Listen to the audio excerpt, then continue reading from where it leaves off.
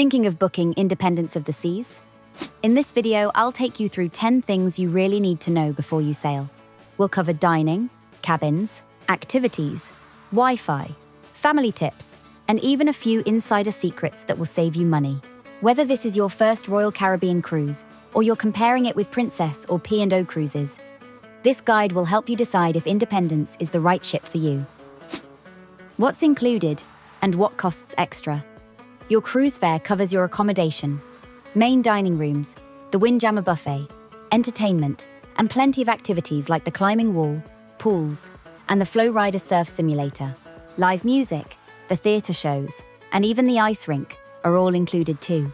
But there are extras you'll want to budget for. Specialty dining venues, drinks packages, Wi-Fi, and certain activities like laser tag or the escape room all come at an additional cost. Gratuities are added daily, unless you've prepaid them, and things like spa treatments or shore excursions will also add to your bill.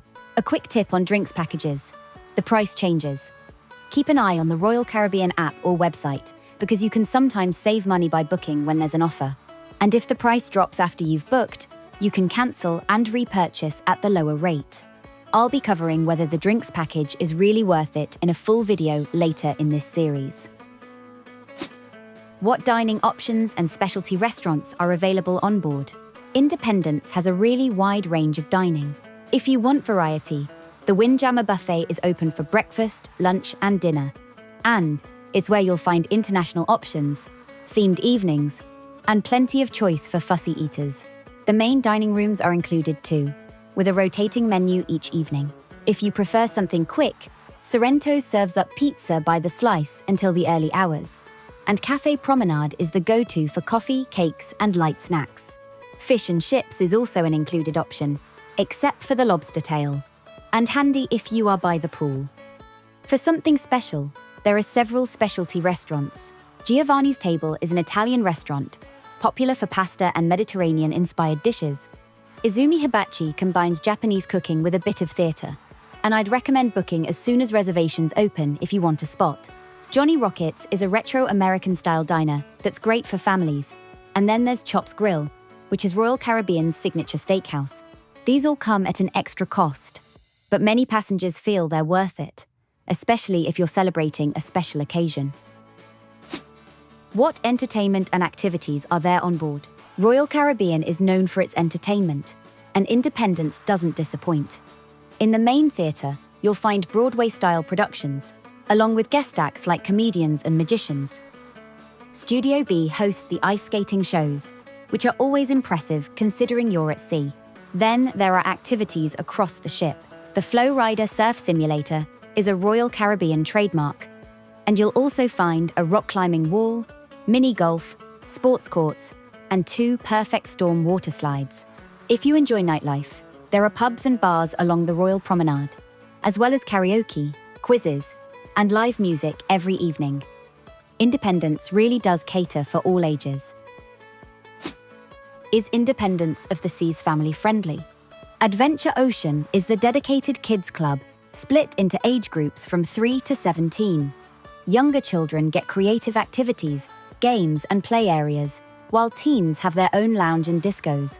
There's also the Splashaway Bay water park for little ones, with fountains and slides.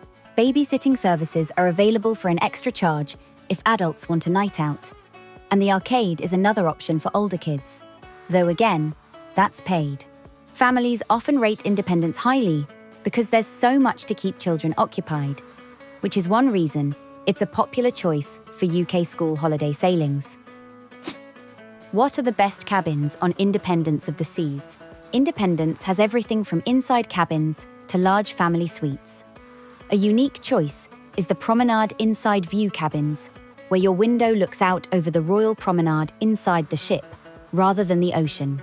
They're great for people watching, but do get some noise during parades and events. Balcony cabins are popular for space and fresh air. If you're prone to seasickness, stick to a midship cabin on a lower deck, as you'll feel the least movement there. Suites give you extra perks, including access to the suite lounge and priority services. What's Embarkation like?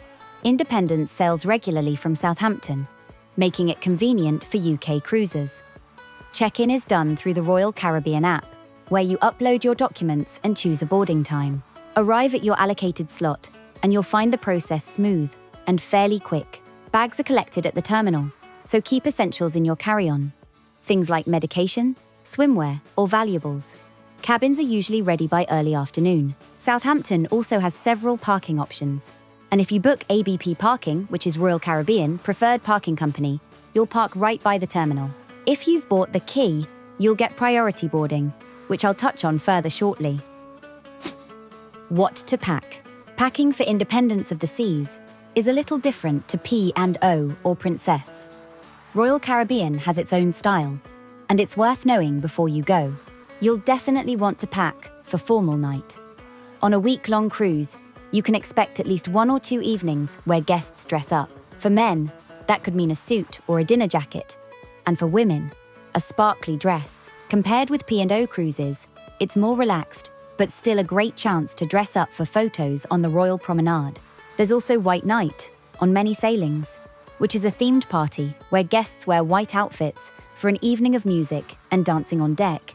It's optional, but it's fun to join in, so pack at least one all-white outfit if you want to be part of it. Aside from themed nights, bring layers for sea days, swimwear for the pools, and something comfortable for exploring ports.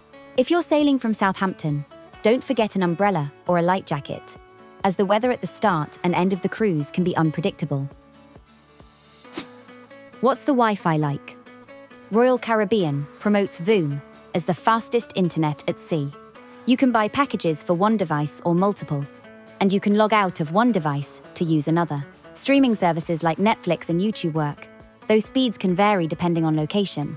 I found the Wi-Fi to be pretty good, but most cruise companies, including P&O and Princess Cruises, have pretty good Wi-Fi speeds, as they use Starlink. Should I buy the key? The key is Royal Caribbean's paid program that bundles several perks.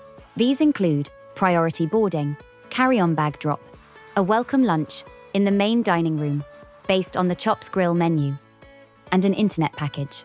Some guests love the convenience, while others feel the benefits don't justify the price. I'll be doing a full video called Is the Key Worth It?, where I'll break down exactly what you get and whether it's value for money. So if you're curious, make sure to subscribe so you don't miss out. Is Independence of the Seas showing her age? Independence first launched back in 2008, and while she had a big refurbishment in 2018 with new slides, dining venues, and updated cabins, you can still see her age in places.